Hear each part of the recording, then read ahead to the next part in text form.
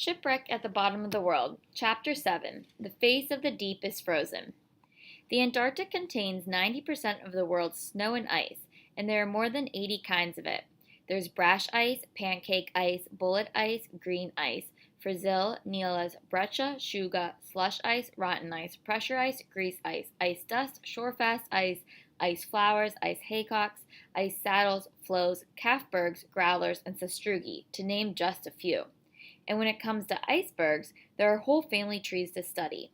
In the family of tabular bergs, there are domed, horizontal, blocky, tilted, and uneven bergs. In the tribe of rounded bergs, there are subrounded, well-rounded, and rounded bergs. And when it comes to irregular bergs, there are tabular remnant, pinnacled, pyramidal, dry dock, castellate, jagged, slab, and roof bergs.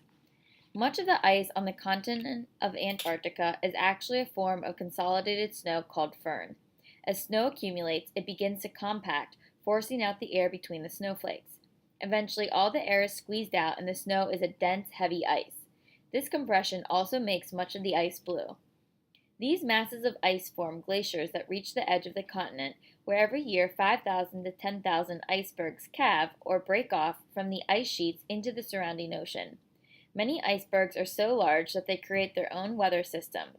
The largest iceberg ever recorded was one the size of Belgium, close to 12,000 square miles, spotted in 1956, and the most northerly iceberg reached 26 degrees south latitude in the Atlantic Ocean in 1894. This is the latitude of Rio de Janeiro in Brazil, just south of the Tropic of Capricorn. As the icebergs drift, the seawater erodes them from below, until the berg abruptly topples over and continues its journey upside down. The erosion continues until the berg flips open and then again, and eventually it is eroded and melted away. As the icebergs calve from the glaciers on the continent, they bring with them mineral deposits scraped up from the ground and release these nutrients into the water. As they melt, the bergs also release atmospheric nutrients that have been trapped in the ice for centuries. It is this steady deposit of nutrients from icebergs that makes the water of the Southern Ocean so rich and full of life. Of course, the ocean around the continent also turns to ice. Salt water freezes at a lower temperature than fresh water, around 27 degrees Fahrenheit, depending on the concentration of salt and other minerals. As the water on the surface cools, it begins to condense, and individual ice crystals act as seeds, causing the water to congeal around them, squeezing the salt out into the water below. On the surface, the water seems to stiffen and turn greasy. This layer of thick, flexible ice is called Neela's. If the Neela's is disturbed by wind, the ice forms rounded discs called pancakes, which look something like white lily pads with their edges turned up. As the air temperature drops and the water continues to freeze, the pancakes mass together and harden into a single sheet or ice field. Because the water forces out salt as it freezes, the water below the ice field is saturated with salt and minerals, and the ice itself is clean enough to melt into drinking water. This process of turning seawater into drinking water is important. It means that a shipwreck on the frozen sea does not necessarily mean certain death. When the exhausted crew of Endurance gave up the battle against the pressure and abandoned the ship, the ice field around her was not a sight to inspire confidence.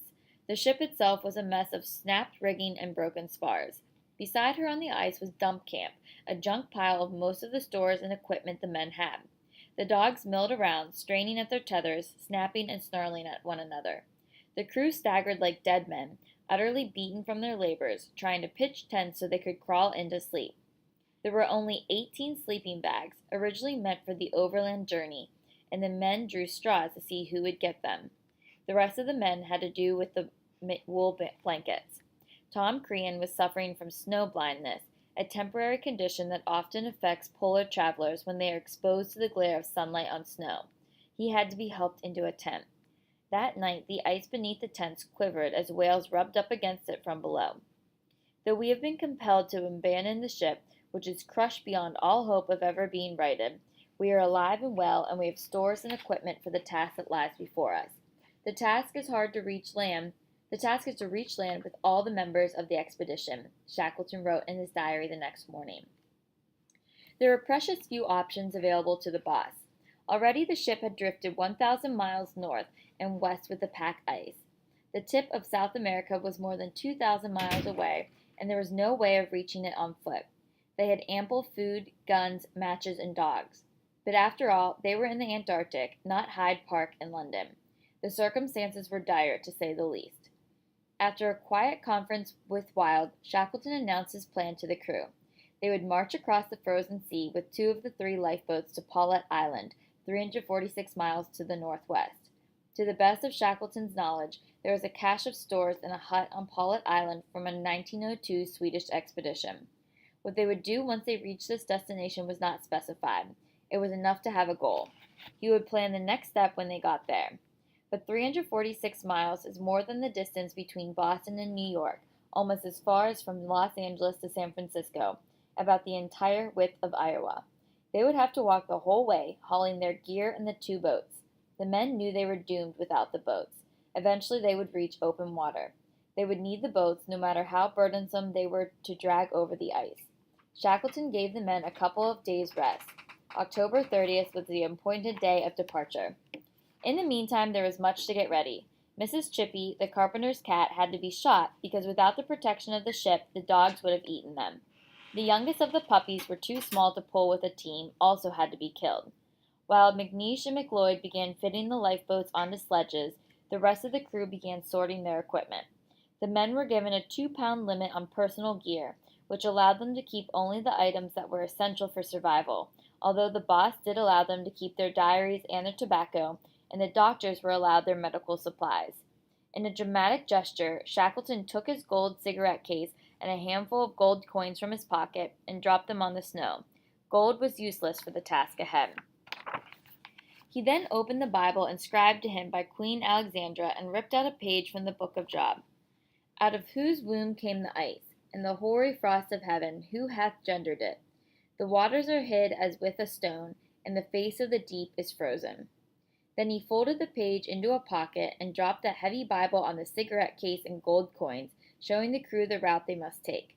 If they wanted to survive, they must travel light, harden their hearts against sentimental keepsakes, and trust that they could make do with the bare bones of equipment. Shackleton the improviser believed that it was foolish to burden themselves with equipment for every possible emergency. As the day wore on, the pile of discards grew. Extra clothes, books, scientific instruments and specimens, chess sets, flags, lanterns, tools, sewing kits, lucky talismans, razors, barometers, combs, scissors, playing cards, dishes, silverware, photographs. Each man added to the heap. Some of the men saved leather suitcases to use for boot repairs later on. Hussey kept his toothbrush, and Shackleton ordered him to keep the banjo because they would need the comfort of music in the hard months ahead. Each man kept a spoon and a knife.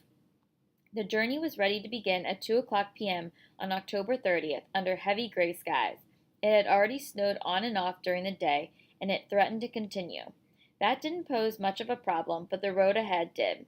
If they only had to trek across 346 miles of flat ice field, the journey would have been bearable. But stretching ahead of them into the white horizon was a scene of utter devastation and chaos. It was as if a giant hand had smashed down onto the frozen face of the deep and broken it into a million shards. Jagged floes tilted up at all angles. Pressure ridges reared up like wrinkles in a huge white blanket. If the sea had been frozen at the height of a tempest and every storm-tossed wave locked into place, the scene could not have been more jumbled and uneven. There were 346 miles of that to cross, assuming the drift of the pack didn't change course and carry them helplessly in another direction. On the lead sled went Shackleton, Wordie, Hussey, and Hudson, looking for the best route among the pressure ridges and tumbled ice floes. They were equipped with shovels, picks, and axes to chop a path through the chaos of ice. Behind them came the other dog teams pulling sleds that were each loaded with 900 pounds of stores and gear. Bringing up the rear was the remainder of the crew pulling the boats on sledge runners. Loaded with food and equipment, the boats weighed in at more than a ton apiece.